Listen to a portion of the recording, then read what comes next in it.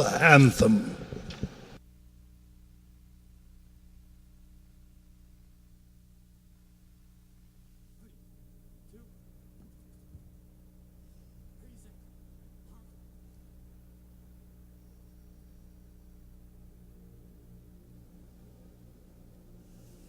Oh, say, can you see by the dawn's early light what so proudly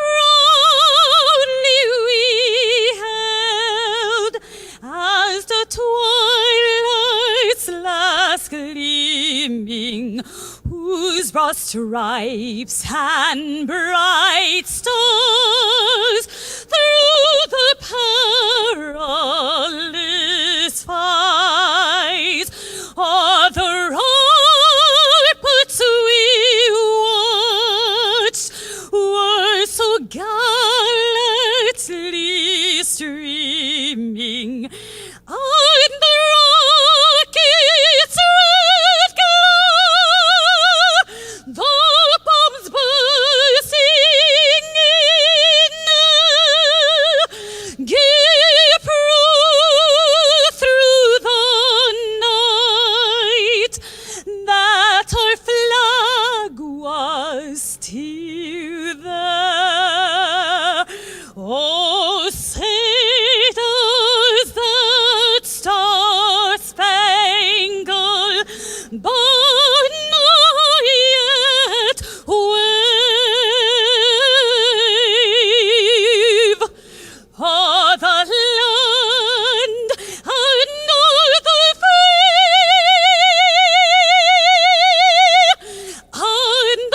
o'er the Excellencies, ladies and gentlemen, our Master of Ceremonies, historian Michael Beschloss.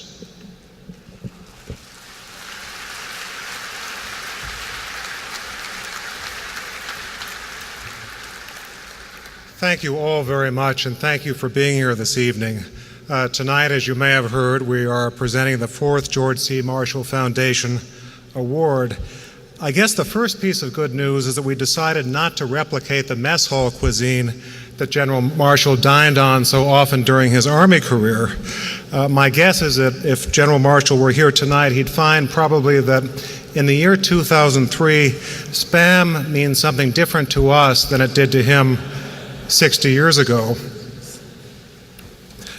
You may be seated, please.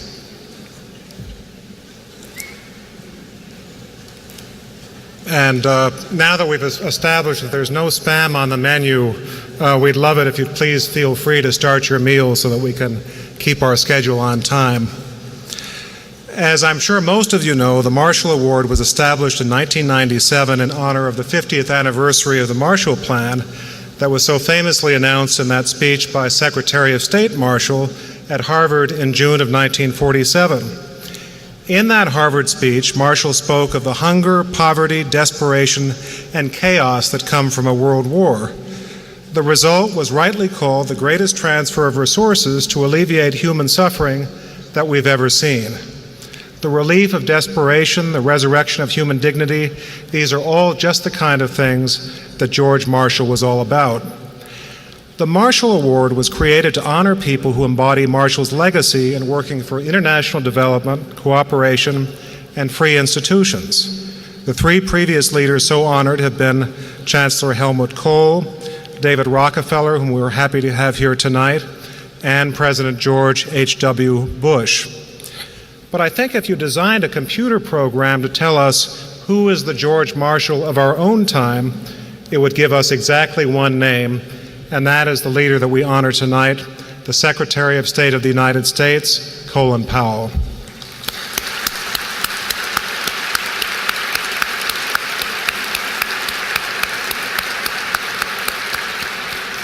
Like George Marshall, Secretary Powell has been both soldier and statesman.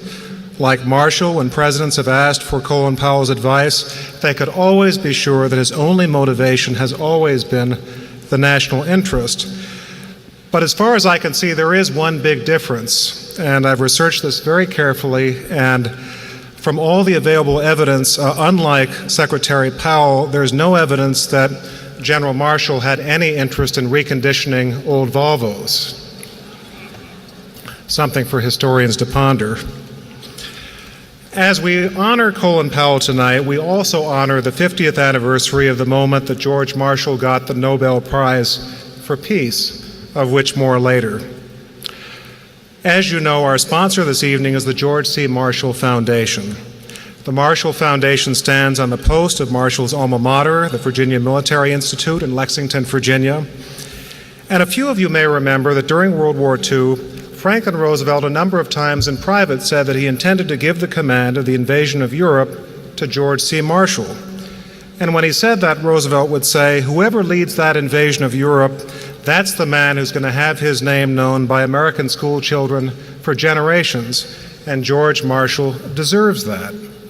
Of course, as it unfolded, Roosevelt found Marshall much too indispensable in Washington, and he gave the command instead, wonderfully, to Dwight Eisenhower. The result is that 60 years later, with evenings like this, the Marshall Foundation does a wonderful job of making sure that George Marshall's legacy remains alive. In the engine room of that mission is the chairman of the board of the Marshall Foundation, and he is our host for the evening, and he's here, General Edward C. Meyer.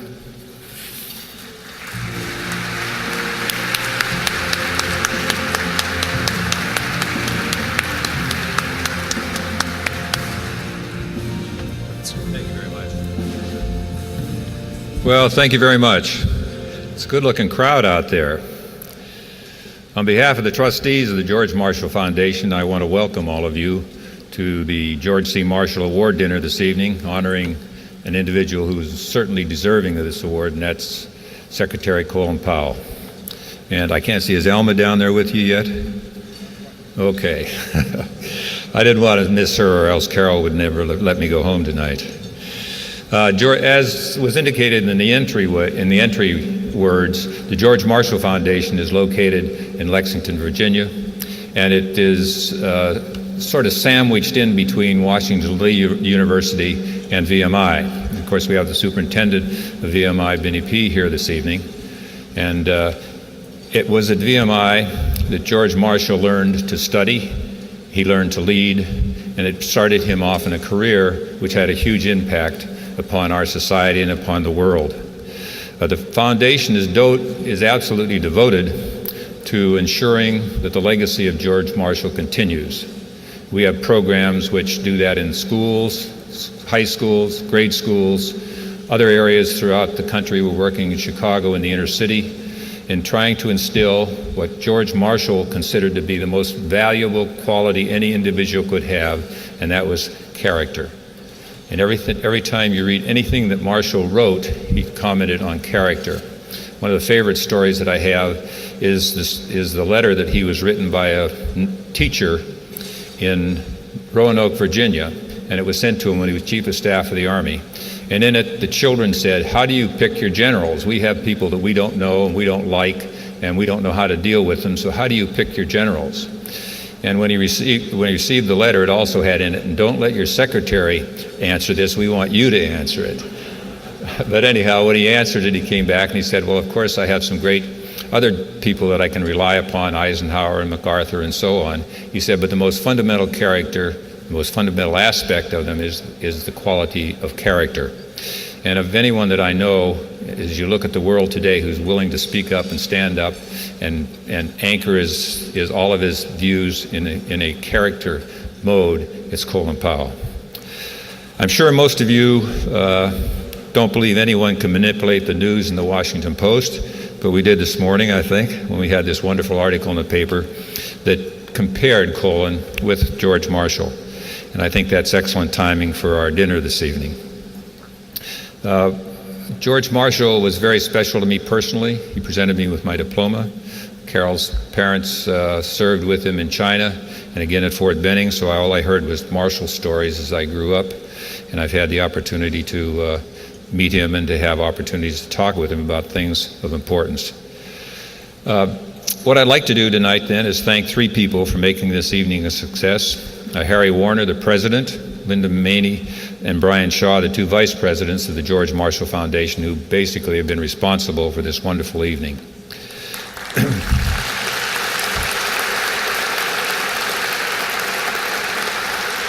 And I'd also like to thank all of the donors for making this the best and most successful of our 4 Marshall Award dinners.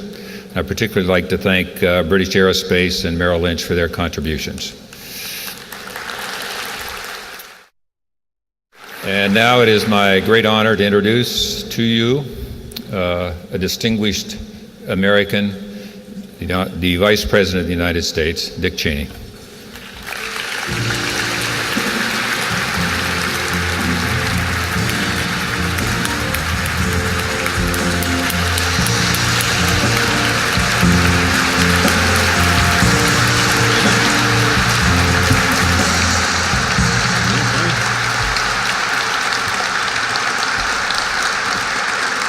Thank you.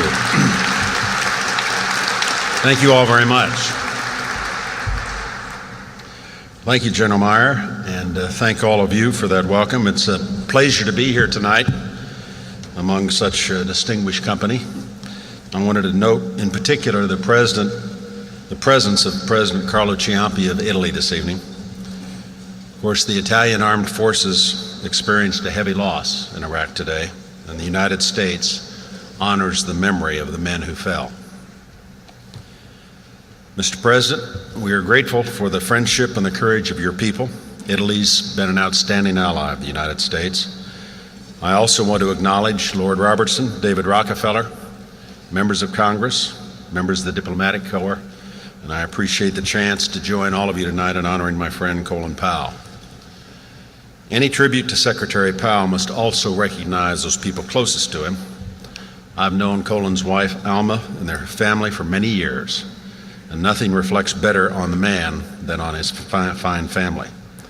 It's good to see all of them this evening as well. I'm here tonight as a colleague of Secretary Powell's and as a trustee of the George C. Marshall Foundation. Like Colin, I've admired General Marshall most of my life. A half century after his Nobel Prize and 44 years after his passing, General Marshall commands a special respect in our history and among soldiers and students of his career. It would not be quite accurate, however, to say that his reputation has grown over the years.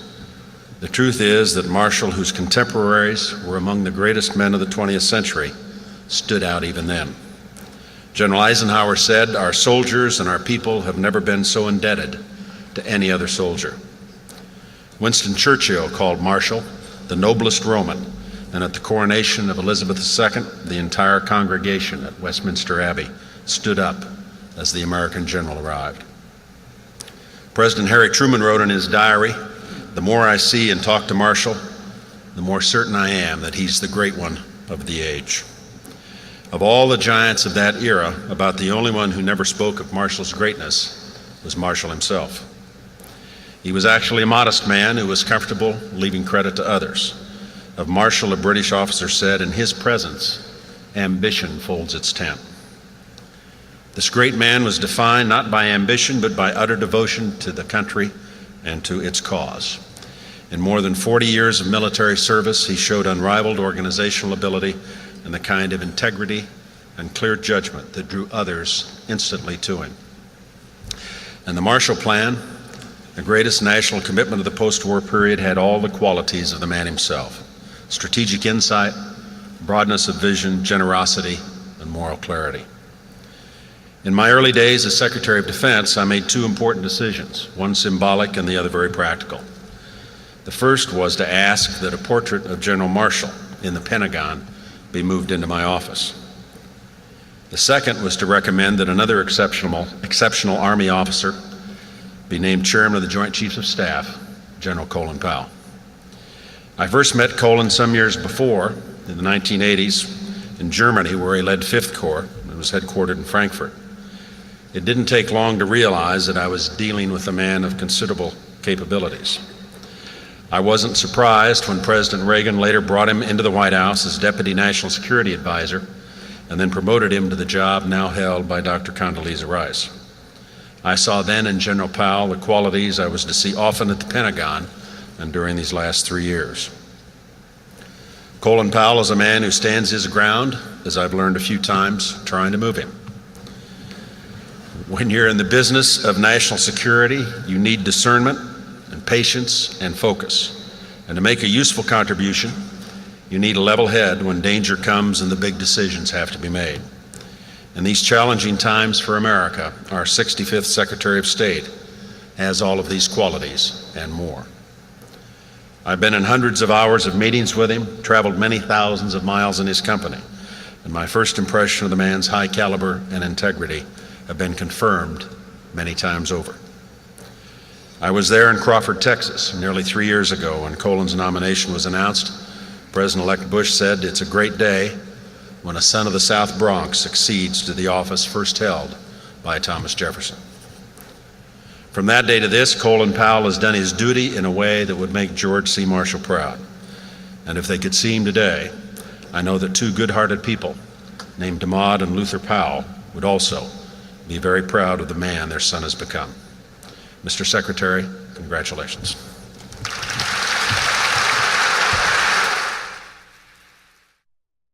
We're happy to have with us a leader who experienced firsthand what it meant for the Marshall Plan to come to Europe in the late 1940s. His background in banking and world finance have a lot to do with the values that helped to create that plan. For those of you who don't speak Italian, you will find an English text of our speaker's remarks at your table. Ladies and gentlemen, please welcome the President of the Italian Republic.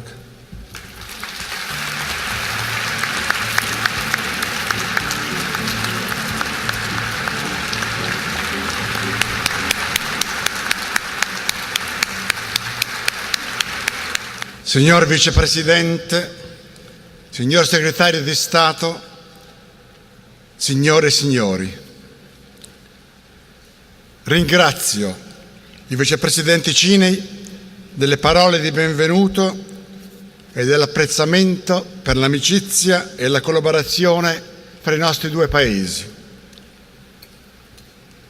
Sono sentimenti ricambiati, saldi, più che mai in un momento come questo in cui affrontiamo insieme dolorose perdite per combattere il terrorismo e per aiutare gli iracheni a divenire un paese libero e democratico.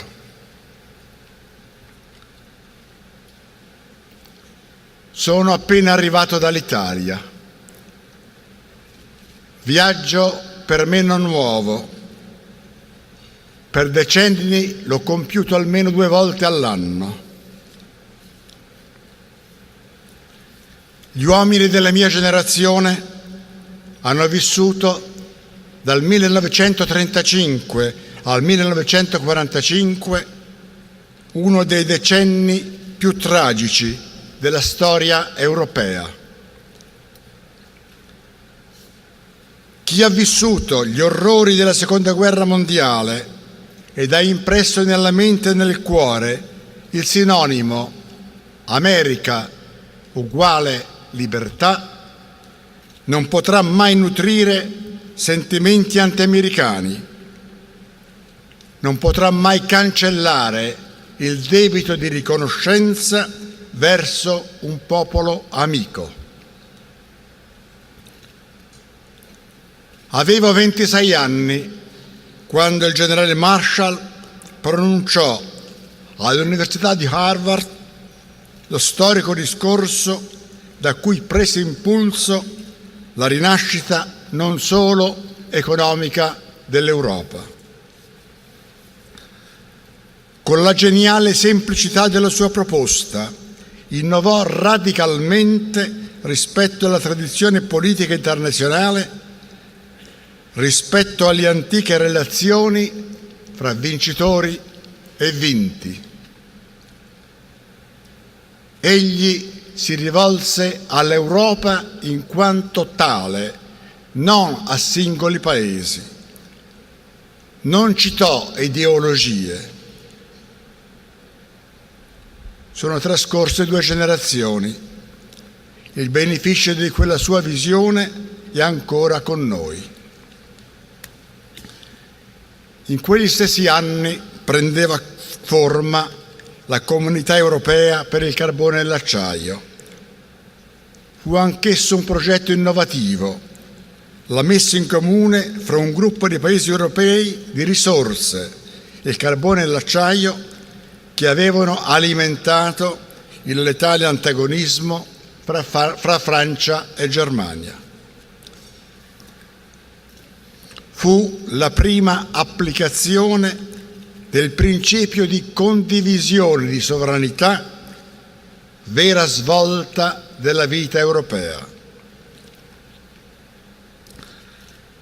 L'allora segretario di Stato Acheson così commentò il progetto: "The more we studied the plan, the more we were impressed by it." Gli eventi che ho ricordato accesero la scintilla di un nuovo rapporto fra Stati Uniti ed Europa. Prese a loro forma il senso di comune appartenenza espresso dalla comunità atlantica. 50 anni di solidarietà atlantica hanno consentito la nascita di un'Unione Europea formata da paesi legati da istituzioni comuni, la fine in Europa di ogni dittatura.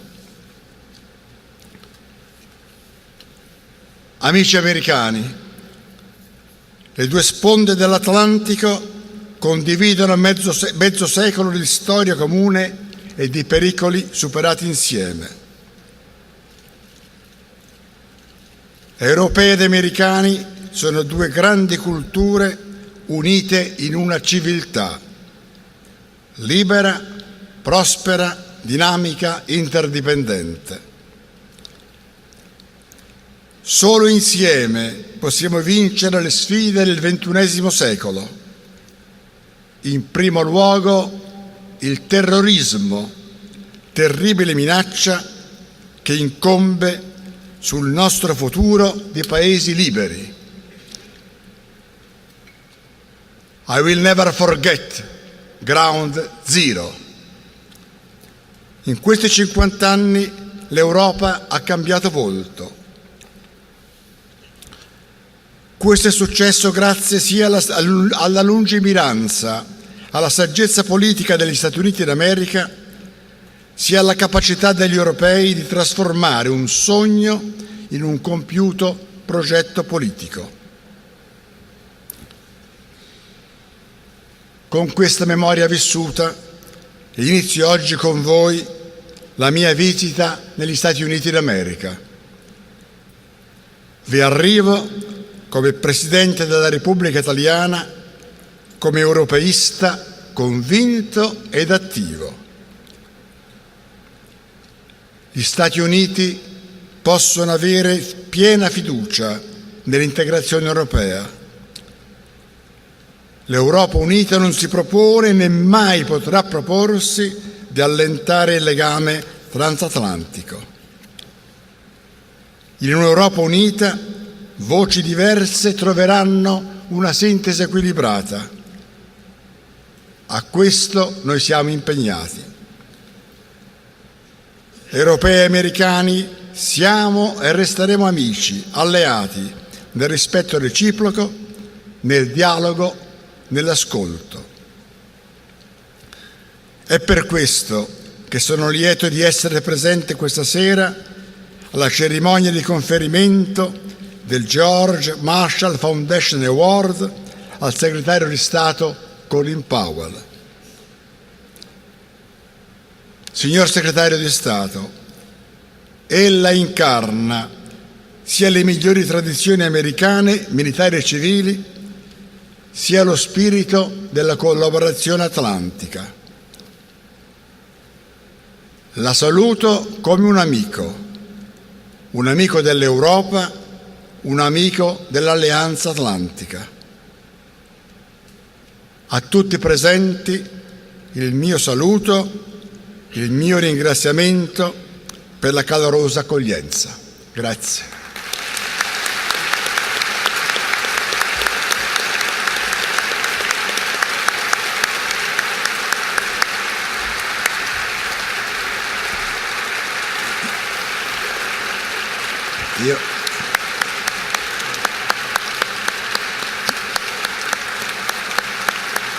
You will excuse me if I leave you now.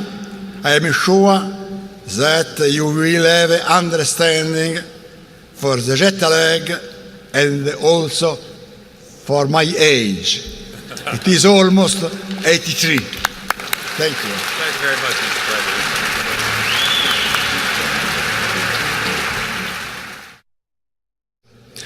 Our next speaker has served the British government in overseeing defense exports. Through his efforts, Britain gained a world market share second only to the United States. For this and for other public service, he was knighted in 1997.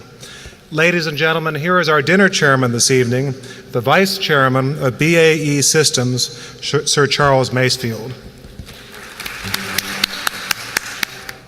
Distinguished guests, ladies and gentlemen, my colleagues and I at BAE Systems are extremely proud and deeply honored that we have been given the opportunity to sponsor this evening's dinner.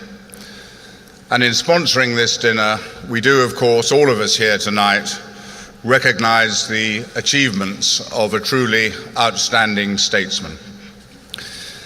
It is indeed a great privilege for all of us tonight to participate in this award evening, honoring the memory of General George C. Marshall, creator of the famous Marshall Plan, which we've heard about tonight, which of course did provide the foundation for rebuilding Europe at the end of World War II. In coupling the recognition of Secretary of State Colin Powell with the 50th anniversary of General Marshall's receipt of the Nobel Peace Prize, it will certainly have escaped no one here present that Secretary Powell's selfless service, his dedication, his duty, his drive to achieve peace and stability throughout the world exemplify the very qualities of General Marshall himself. Several years ago, Secretary Powell described General Marshall as follows, and I quote, "The quiet power of the man lay in his utter selflessness. It lay in the dignity that emerges from every photograph you've ever seen of him. It lay in his hard work and his immense personal sacrifice. It lay in his compassion and in his wisdom." George Marshall practically defined those virtues, yet he would have thought it odd if you had tried to congratulate him for these things. To him, those virtues were simply expected of a citizen of this country. As I stand here before you tonight, ladies and gentlemen, I can think of no better words than those to describe Secretary of State Colin Powell himself. And like George Marshall, I suspect that Secretary Powell also thinks it odd that we should congratulate him for these qualities. At the end of World War II, many feared that society would never recover what had been lost during those terrible years. Thankfully, General Marshall, through vision and through sheer determination, focused the efforts of nations and of industries such as mine to rebuild Europe, enabling it to become what it has today. Our world, of course, is still a very dangerous place, possibly even more dangerous than at those times. The threats, as we know, are less visible, but they are even more difficult to detect. Therefore, it has never been more important that governments and industries come together in the spirit of true partnership to develop the means and the technologies necessary to win the war against terror. As a company which considers both sides of the Atlantic to be our home, BAE Systems is very proud of the role we have played over many years in supporting the men and women of the armed forces, both of the United States and of the United Kingdom. It's often said that the longest relationships are the strongest relationships. And I think I can claim, without any fear of contradiction at all, that our relationship in my company with the United States military is indeed the longest. Those immortal words that we heard sung earlier on this evening, and the rocket's red glare, Mr. Secretary, I do want you to know it was my company that supplied the rockets. We remain, Mr. Secretary, as committed now as we were then to forging an even greater bond between the industries of America and the industries of Europe. And we stand ready to continue to support you, Mr. Secretary, in any way we can, in whatever role you wish us to play to help build a safer role. All of us here tonight, Mr. Secretary, salute you. It is a great honor for us to be with you tonight. Thank you.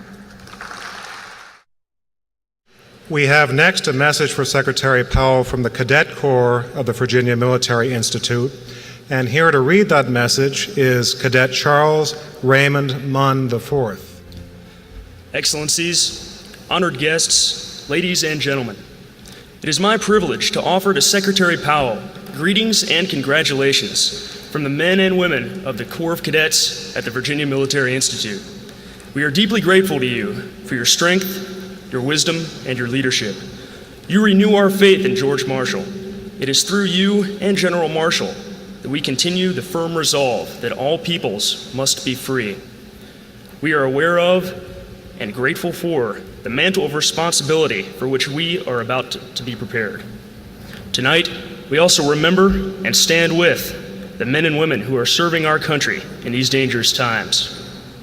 And we renew General Marshall's commitment, living through your example, that a soldier can and will help win the peace. Thank you.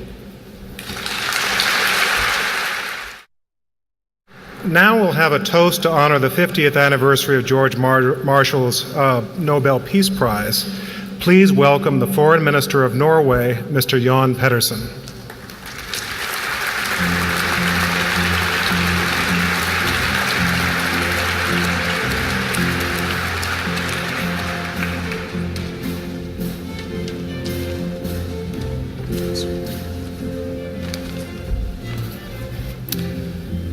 Excellencies, ladies and gentlemen, it is my privilege to propose a toast to the visionary, yet practical and pragmatic thinking of George C. Marshall, laureate of the Nobel Peace Prize in 1953. As we mark the 50th anniversary for his reception of the prize, we remind ourselves of the significance of the plan that bears his name. Its most immediate effect was that the war-torn Europe was offered an opportunity for reconstruction and recovery. Gradually, the wheels started turning again. People who for years had endured savagery and destruction gained new hope. Certainly, my own country would not have been able to shake off 5 long years of occupation so rapidly had it not been for the Marshall Plan. 15 other nations were faced with similar challenges. Another, no less important, consequence of the Marshall Plan is the enduring relationship that was forged between the peoples on the two sides of the Atlantic.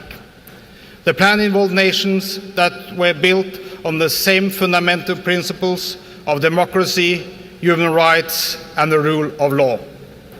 In the spirit of George C. Marshall, the governments of these nations sought to pursue their national interest through cooperation and dialogue.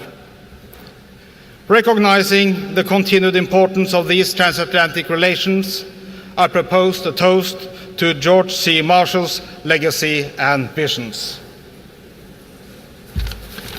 A toast.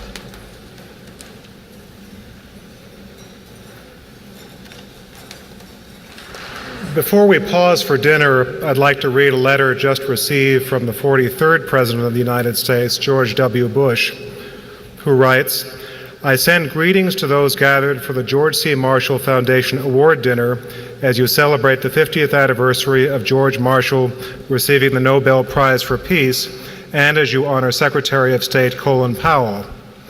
George Marshall was a great American whose selfless devotion to duty and country has served as a model for generations of statesmen and soldiers. Tonight's honoree has carried on in the Marshall tradition, serving with extraordinary distinction at the highest levels of the military and civilian ranks. Secretary Powell has worked tirelessly to promote peace and freedom and to advance America's interests in the world. I am proud to have him as my Secretary of State and proud to call him my friend. Laura and I send our best wishes on this special occasion. May God bless you all, and may God continue to bless America."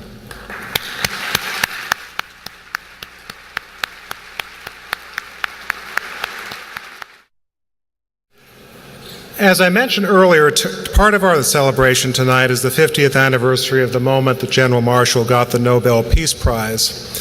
And when you look at the record of Marshall's career, one of the things you really notice is his intense desire to learn and understand, not to mention his keen interest in the individual soldier. As we know, people these days sometimes get very jaded about words like honor and self-sacrifice, but for George Marshall, they were part of every hour of every day of his adult life. There's one message that I think really sums it up after World War II, when Marshall's British colleagues gave him a message of praise. Listen closely to the language, and you'll notice that the same words might be used about the recipient of the Marshall Award tonight. What Marshall's British colleagues wrote was, they praised him for his unfailing wisdom, high principles, and breadth of view. They said to him, "Always you have honored us by your frankness, charmed us by your courtesy, and inspired us by your singleness of purpose and your selfless devotion to our common cause."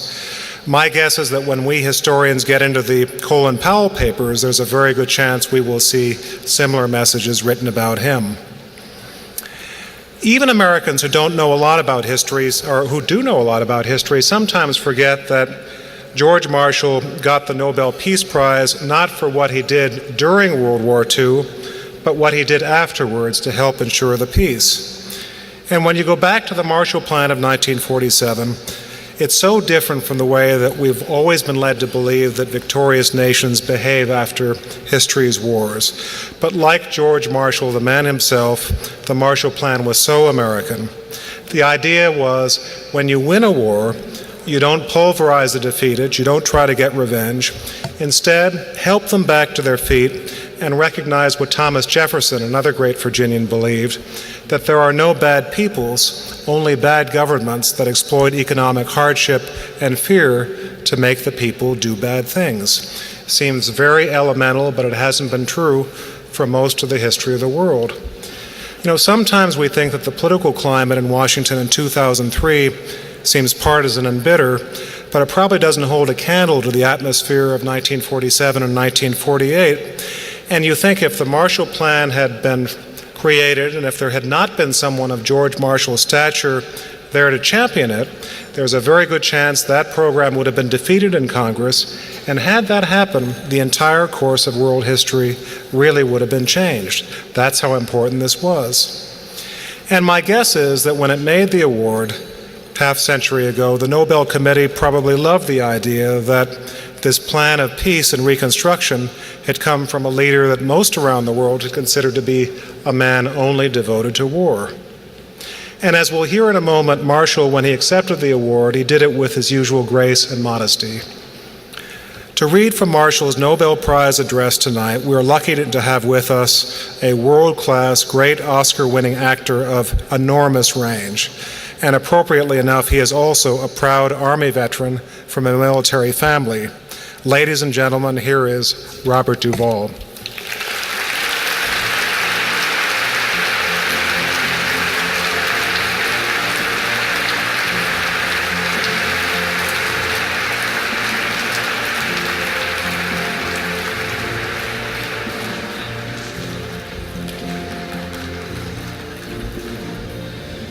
It's an honor to be here. I'll use that word freely tonight. It's an honor to be here in memory of this man and for another great American, Colin Powell, who I don't know well, but I've seen him a lot from a distance, and he's seen me a lot from a distance.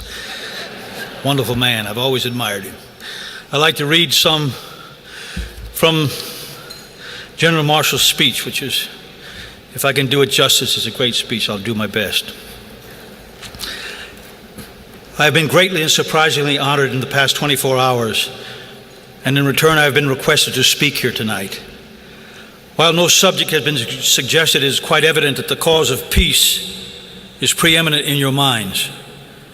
Discussions without end have been devoted to the subject of peace, and the efforts to obtain a general and lasting peace have been frequent through many years of world history.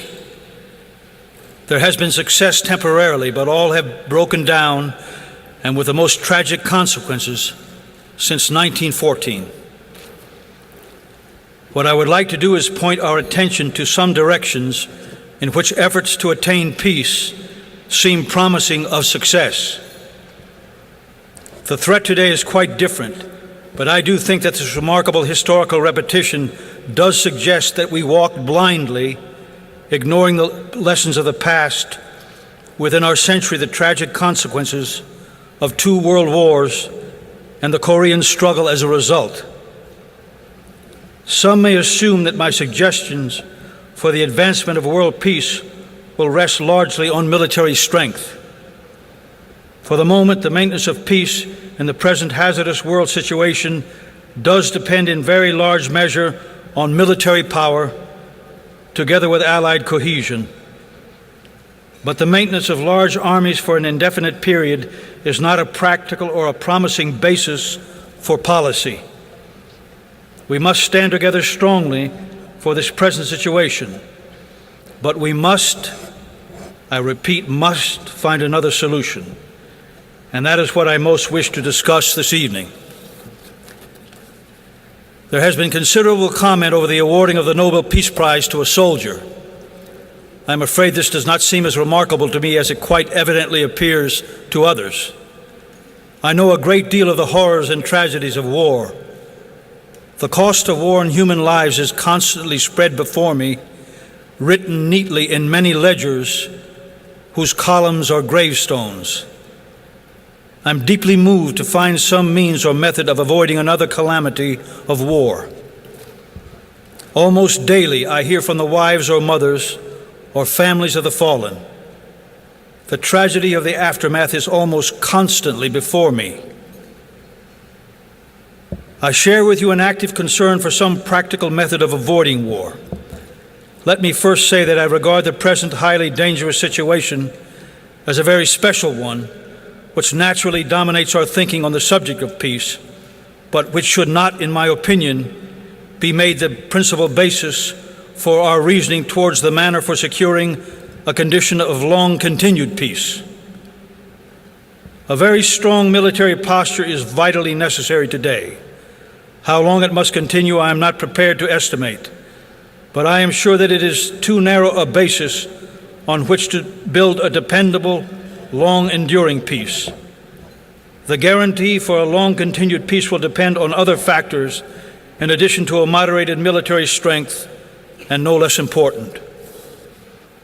Perhaps the most single important factor will be a spiritual regeneration to develop goodwill, faith, and understanding among nations. Economic factors will undoubtedly play an important part.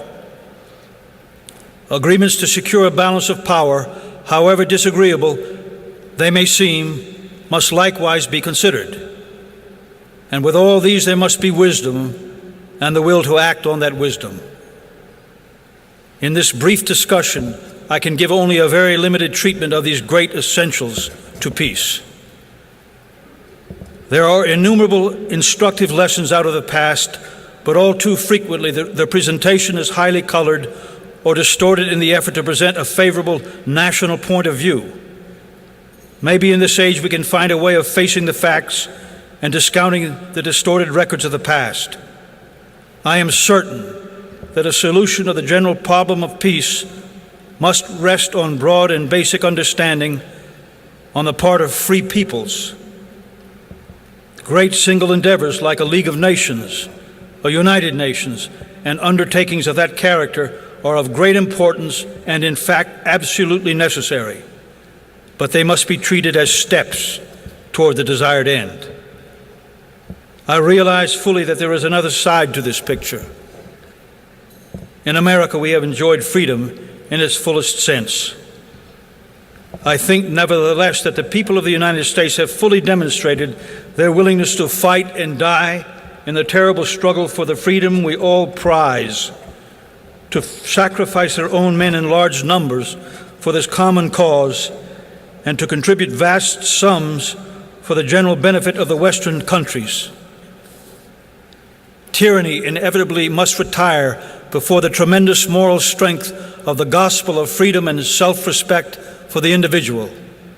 But we have to recognize that these democratic principles do not flourish on empty stomachs, and that people turn to false promises of dictators because they are hopeless, and anything promises something better than the miserable existence that they endure.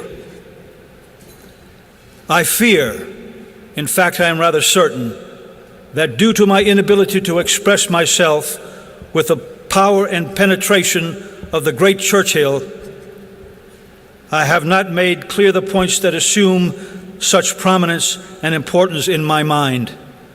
However, I have done my best, and I hope I have sown some seeds which may bring forth good fruit.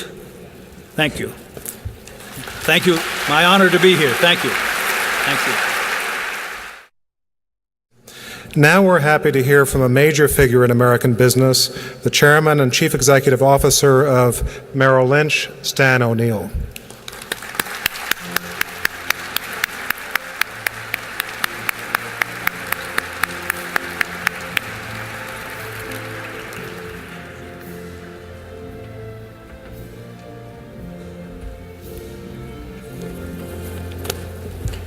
Thank you, Michael. Secretary Powell, honorable and distinguished guests, ladies and gentlemen, I am thrilled to be here tonight to honor the Secretary of State. Like all of you, including my wife Nancy, who's here with me, I've admired the Secretary's career and the courage and reason he has brought to the world stage for many years. I also have been fortunate to experience firsthand his uncanny talent for relating to people on both a professional and personal level. At the State Department, he hosted a small dinner that included, among others, a well-known journalist from India, a leading Russian intellectual, and an American CEO. Secretary Powell connected with each of us on an intimate and human level, and then moved on effortlessly to an expansive geopolitical view. He is articulate, intelligent, remarkable in depth, and his knowledge and expertise, and equally, perhaps more importantly, remarkable in human dimensions, in warmth, and in building relationships. Like many throughout the world, I have a special regard for him. And in fact, I think we have a few things in common. I'm from the South. I was born in a small town called Wedowee, Alabama. Secretary is also from the South, South Bronx. A little place called Hunts Point in a neighborhood known as Banana Kelly. Both of our fathers enjoyed some good luck that changed their lives. My dad was a farmer who was fortunate to find then a very prized job as an assembly line worker at a factory in Atlanta, so we moved there. Secretary's dad was a garment worker who also came into some money and used it to buy a house for his family in Queens. I got a scholarship to GM Technical College, and he got a scholarship through the ROTC to City College. He received an MBA from George Washington University, and I received mine from Harvard. And while I've been fortunate enough to find my way in business, he went on to serve our country with distinction and honor at a level that few of us can even aspire to. Soldier, White House advisor, General, and Secretary of State. He summed it up best in the title of his autobiography, an American journey. And the journey is truly of unique American character, because the journey to which he alludes is one of opportunities presented and barriers broken again and again. I think that many of us admire this story because of our own experiences and our own life story, and for me, that is certainly true. And I suspect it's true for millions of other people as well. People who, through hard work, determination, and merit, are able to rise from modest beginnings to live their share of the American dream. And thanks to men like Colin Powell, that dream is more real and more attainable with fewer barriers to stop anyone from any background from rising as high as their ability and their desire can take them. To Secretary Powell, George Marshall, deservedly so, represents a hero. Mr. Secretary, you are a hero to me, and as I believe you are to many around the world. You epitomize the very best of this nation, and I'm honored to have a chance to join in this tribute to you tonight, and grateful for all that you've done to help make our world a better place. Thank you. Secretary Powell, we promise this is not an episode of This Is Your Life, but next we have someone actually quite important in your life experience, the former British Defense Secretary and current Secretary General of NATO, which George Marshall did so much to build, the Right Honorable Lord Robertson of Port Ellen.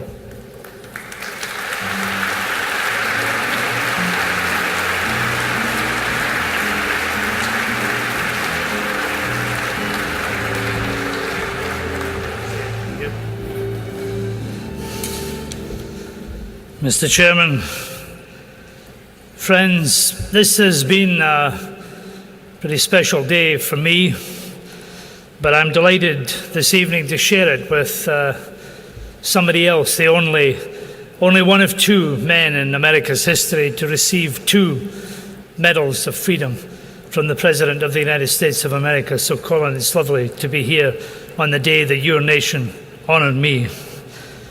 Since this man first came to NATO as a young lieutenant, Colin Powell, or Sir Colin as we British know him, has been a NATO believer.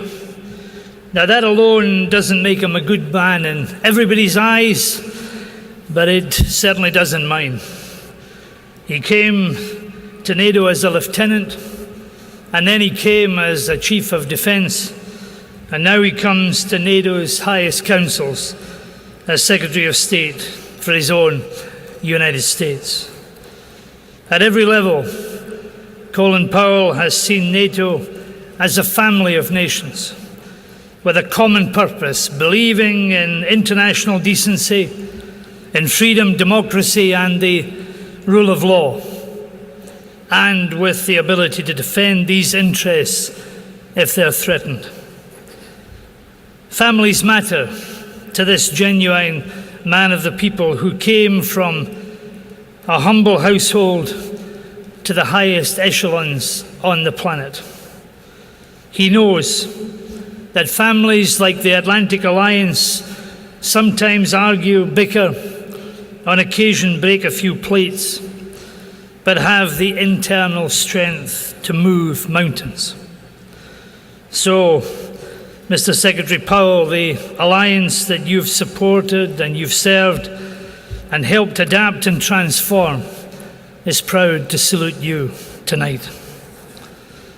Mr. Secretary, you have a quite unique and unforgettable style. You are the man who, when asked in Britain's Ministry of Defence how to end racism in the armed forces, replied with the question, "How do you change the direction of a column of ants?" And then you gave the answer, "Step on the first 10 of them."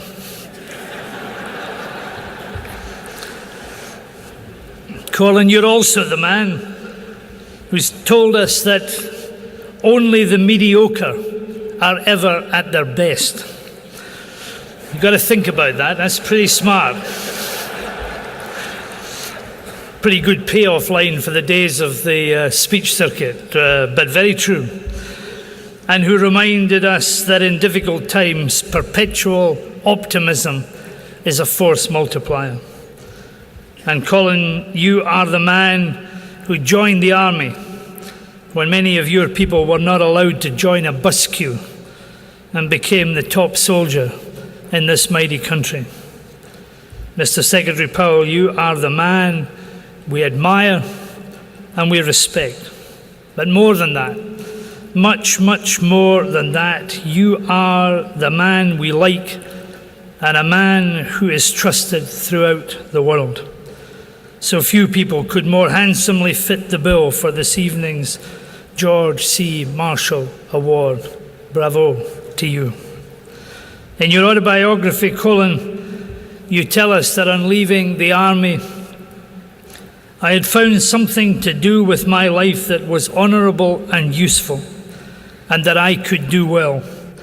That is rare good fortune in anybody's life. My only regret was that I could not do so all over again. So Colin, our good friend Colin Powell, it is our rare good fortune that you are now doing it all over again. And we thank you for doing so, and sincerely hope that you keep on doing it. Your country and the world need you. Congratulations on this award tonight. We're next honored to have the United Kingdom Secretary of State for Foreign and Commonwealth Affairs, the Right Honourable Jack Straw.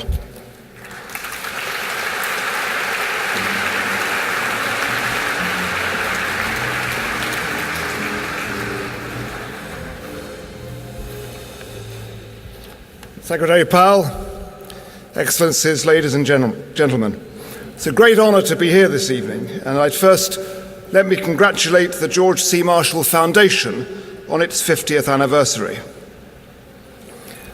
Ladies and gentlemen, yesterday was Veterans Day here in the United States. Sunday was our Remembrance Day in the United Kingdom.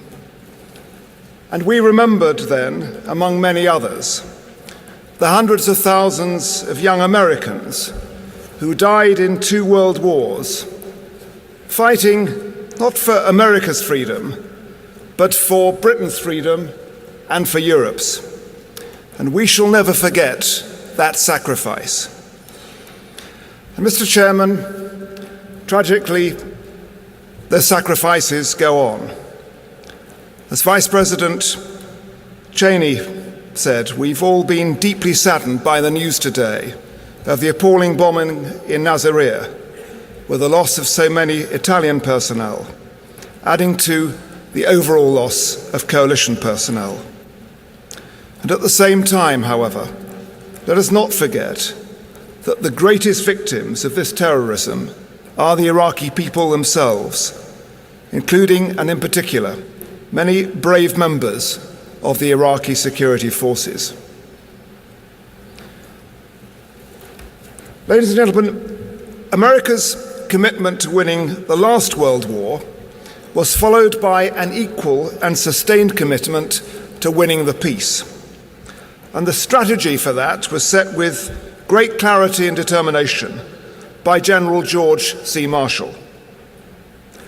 Now, 5 decades on, we have arrived at that economic health, political stability, and lasting peace on the continent of Europe, which was the goal which General Marshall set for us.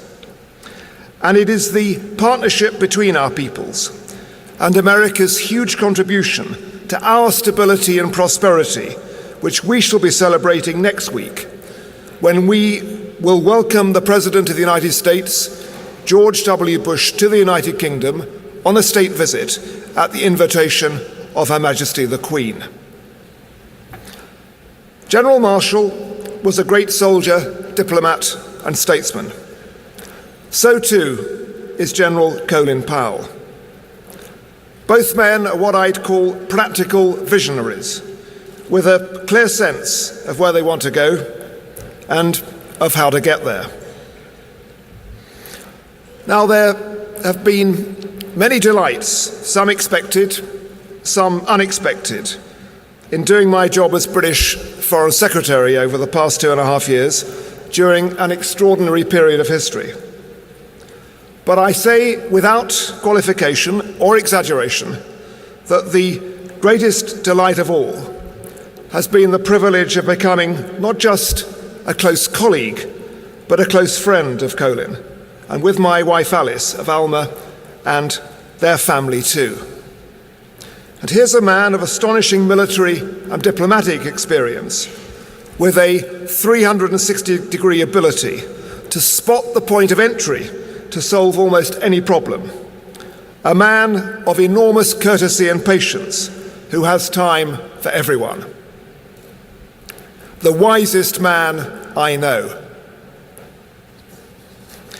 And above and beyond that, Secretary Powell, Colin is just great company. Alma, there's something you need to know. Colin and I have been in touch so much recently that my wife Alice has dubbed Colin the other man in her life. And my wife and Colin have something else in common too. She's a commander of the Bath. He's a knight commander of the Bath with his honorary knighthood. And when I get a fax from him signed Sir Colin, I know that I'm in for trouble. Now, I've learned a lot from him, and maybe he from me. His conversations are peppered with basketball metaphors, mine with cricketing ones. So I now know what a slam dunk is. Colin, with a bit of luck, knows what a dead bat is, and it's a reference, by the way, not to deceased rodents, but to cricket. Late last March, there was a wonderful photograph in the London Times taken at Camp David.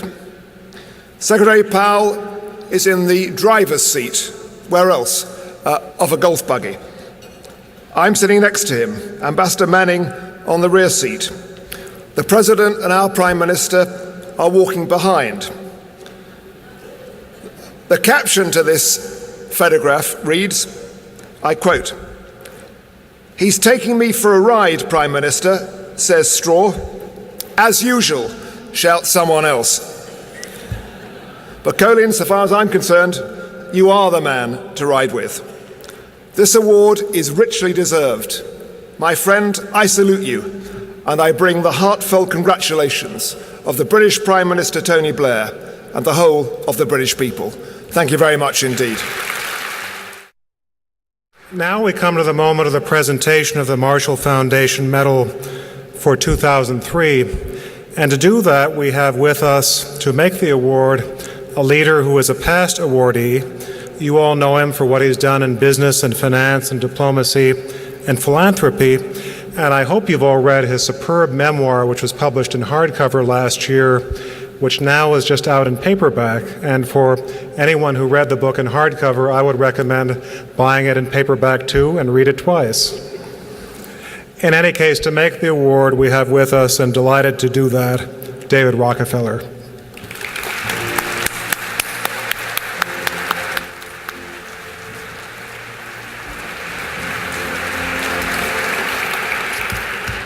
Good evening, ladies and gentlemen, and thank you, Michael, for the boost for my book. I'm very grateful for that. It's true that I've been on a book tour recently, but that was not the purpose of our being here this evening.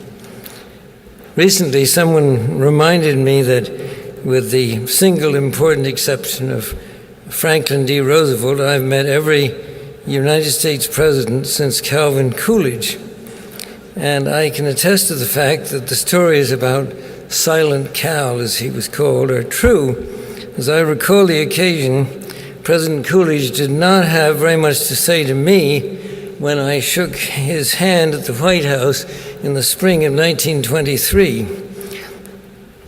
In preparing for this evening, I also realized that I've met every Secretary of State, beginning with Colonel Henry Stimson, when he served with President Herbert Hoover.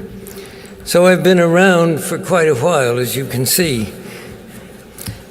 I mention these facts because in many ways I've had an unusual opportunity over more than half a century to assess, sometimes very close range, the abilities of a small group of remarkable men and women charged with managing our nation's foreign policy. In my judgment, none of them handled that heavy responsibility with greater distinction than General George C. Marshall, the man for whom this distinguished award is named. It is also quite clear to me that our honoree this evening, General Colin Powell, has shown and continues to show the same kind of strength and integrity during a comparably difficult period in our history. Only someone with Secretary Powell's determination, experience, and courage would have been able to deal so effectively under the leadership of President Bush and Vice President Cheney with the new challenges our country now confronts, especially the deepening threats of terrorism and the dynamics of a rapidly integrating global economy. How fortunate we are as a nation to have Colin Powell in the position that he is in today. And I would have to add how fortunate we are this evening to have him here as our honored guest. So, Mr. Secretary, if I may ask you, and where is he?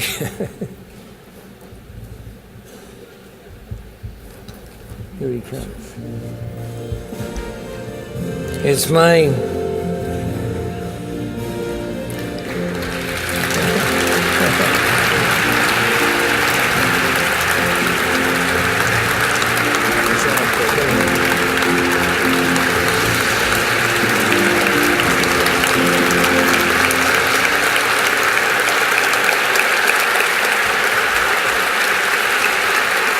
Mr. Secretary, it's my privilege to present you with the George C. Marshall Award.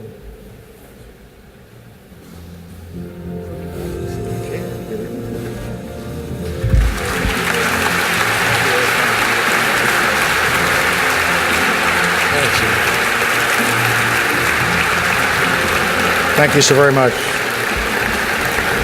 Thank you. Thank you, ladies and gentlemen. Thank you so much. Thank you. Thank you. Thank you. Thank you. Thank you so very much, David, and thank you so very much, ladies and gentlemen, for making this a remarkable evening. I feel doubly blessed this week because 2 evenings ago I was in New York City at my alma mater, the City College of New York, a great public institution which gave me my education as it has given the children of so many immigrants a quality education over the years. But the reason I was there on Monday night was in tribute to another Nobel Prize winner, Ralph Bunche, who received the Nobel Peace Prize in 1950, a few years before George Marshall. And it was unique to give the Nobel Peace Prize to a soldier. It was also even more exceptional and unique to give the Nobel Peace Prize to a black man, the first black person to ever receive that prize. And just to sit at the table this evening and reflect on Dr. Bunche and to General Marshall and how I could give an entire hour's lecture on what it says about our country and what it says about how far we have come and what we have been able to contribute to the world through sacrifices of men like Dr. Bunche and General George C. Marshall. And to be honored this way is the most moving experience for me. So I thank you, David, for your kind words. I thank you, Michael Beschloss, for so masterfully emceeing the evening. I also extend my deepest appreciation to President Ciampi, my dear friend Vice President Dick Cheney, Jan Pedersen, Jack Straw, George Robertson, General Meyer, and especially to Cadet Munn for their very touching tributes. And a special thanks to Ms. Simpson Hoffman for her song of our Star-Spangled Banner earlier this evening, and to Robert Duvall for lending the power of your art to this occasion. In fact, I'm so moved by all the tributes that I've already called to make an appointment at Walter Reed Army Medical Center tomorrow, because in this town, nobody pays tributes like this to anyone who is either still alive or still in office.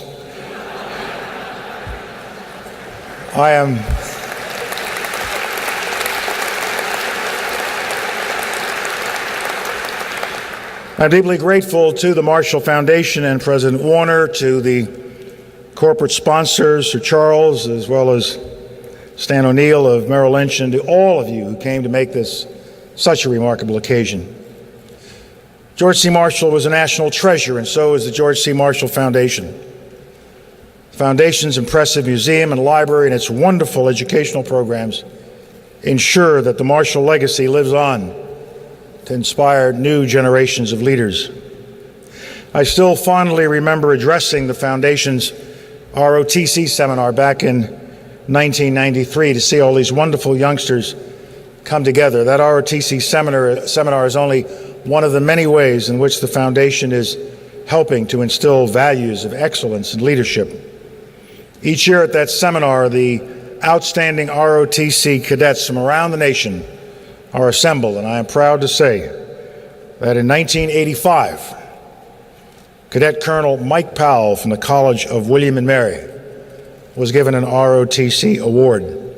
My son Mike went on to be a cavalry officer and is now Chairman Mike Powell of the Federal Communications Commission. And I'm sure that his experience at VMI that day helped him along the way. I'm also privileged to have with me this evening my beloved wife, Alma Powell. Alma's great joy in life now is to wake up, open the Washington Post, and to see who is mentioned most in dispatches, her son or her husband. And I get up hoping it is her son and not her husband. But how appropriate it is to gather here at this majestic National Building Museum to honor General Marshall's contribution to our nation and to the world, because George Catlett Marshall was, after all, the great architect of Allied victory in the Second World War.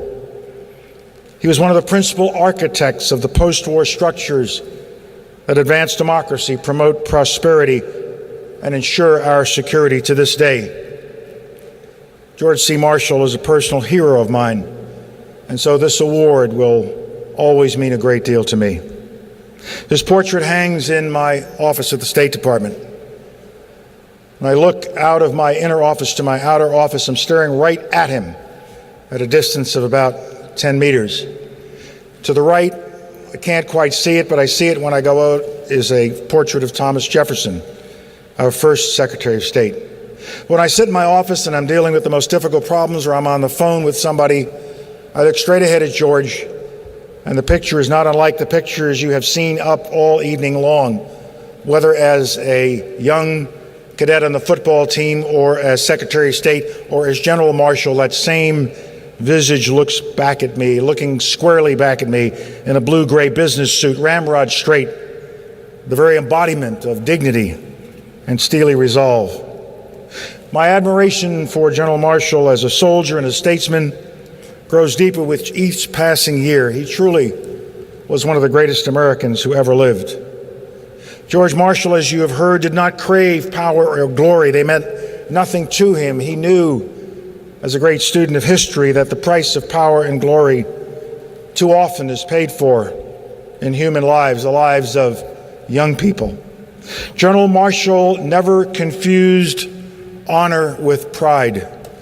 Honor for George C. Marshall was that quiet thing at the very core of his being that he lived by every single day of his life.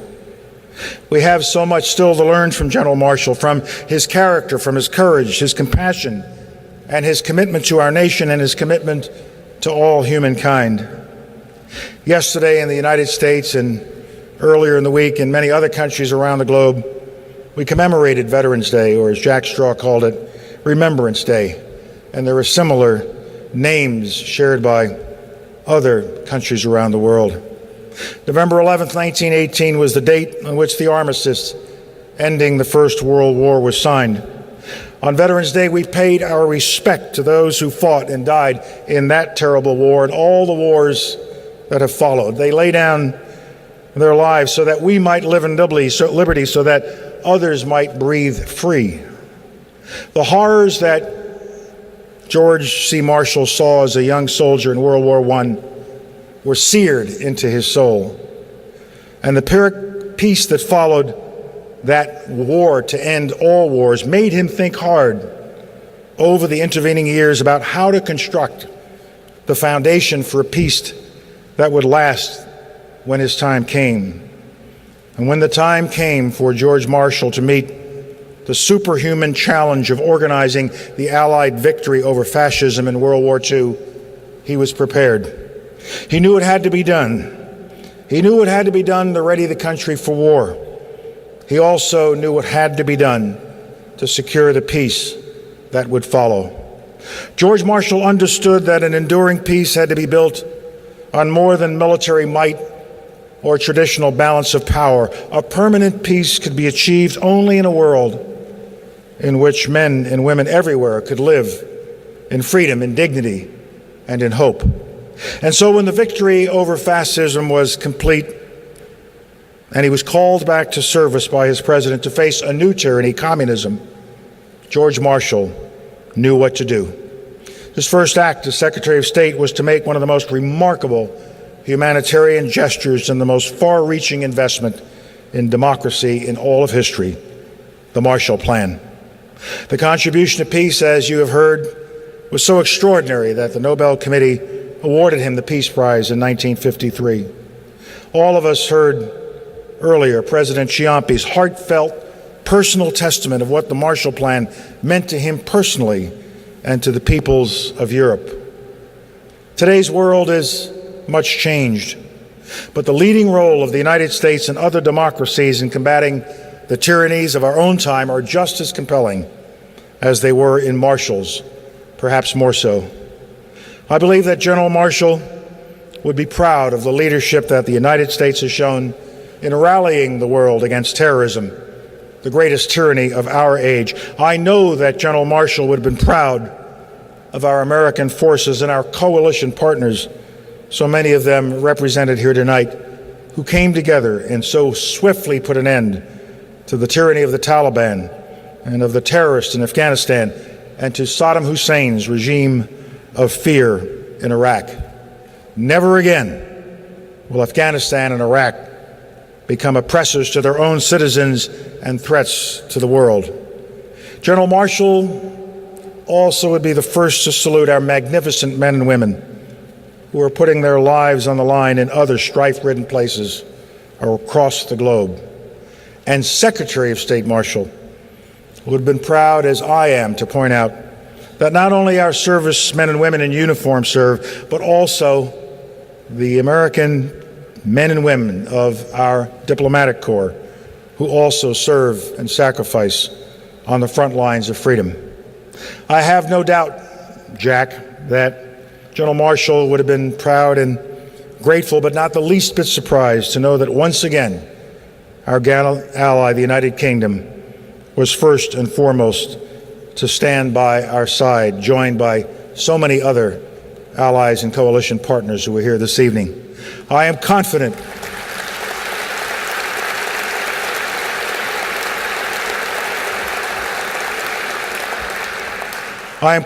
my Lord, that General Marshall will be gratified to see NATO rising to new global challenges and leading the International Security Assistance Force in Afghanistan.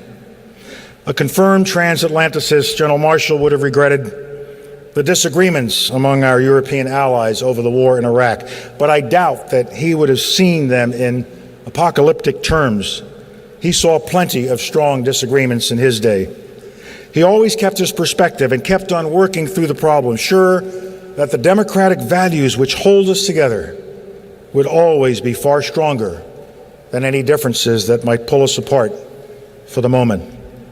And George, your receipt today of our Presidential Medal of Freedom is not only high recognition of the outstanding job you have done as Secretary General of NATO, your Medal of Freedom also symbolizes the unbreakable bond that will forever exist between the United States and our transatlantic partners, and I warmly congratulate you for the award we have presented to you.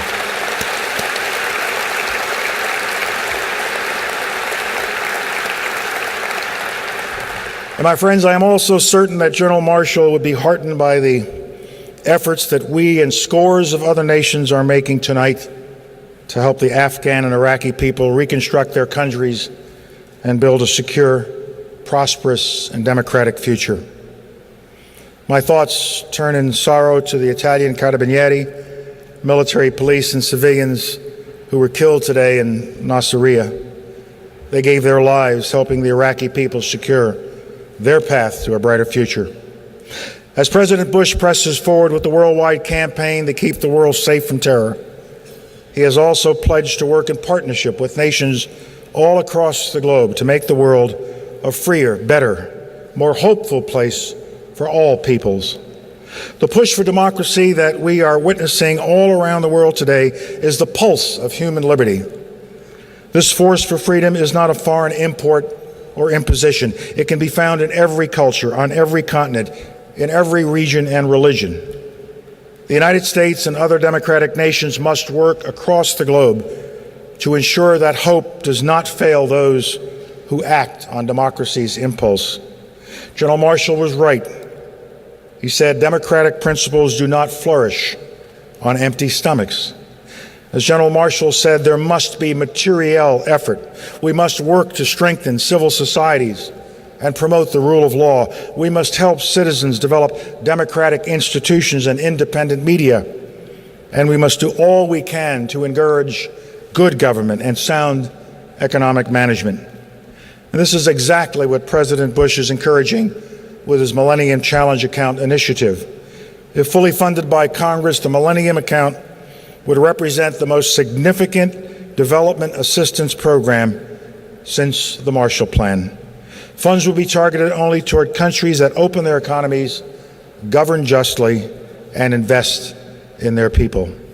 I think General Marshall would understand and be so supportive, because he knew that new democracies conceived in hope must be able to count on something more concrete than hoped. If they are to stay on democracy's course, ordinary citizens must see real improvements in their daily lives. And that's what we hope to achieve with this latter-day version of the Marshall Plan, which we call the Millennium Challenge Account. My friends, my dear friends, of all the challenges to peace in the world today, the one that should worry us most is the loss of hope. We, the democratic nations that General Marshall did so much to defend, liberate, secure, and prosper, can pay him no higher tribute than to continue to work in partnership to build a world of hope where terrorists and tyrants cannot thrive. May all of us leave here tonight with a renewed commitment to the democratic values that George C. Marshall embodied and that unite us as free peoples. Like the wonderful George C. Marshall Foundation, may each of us find far-reaching ways to perpetuate General Marshall's legacy of service to all humankind. I thank the George C. Marshall Foundation for this extraordinary honor. I am deeply grateful, and I thank you from the bottom of my heart. God bless you all. Thank you very much.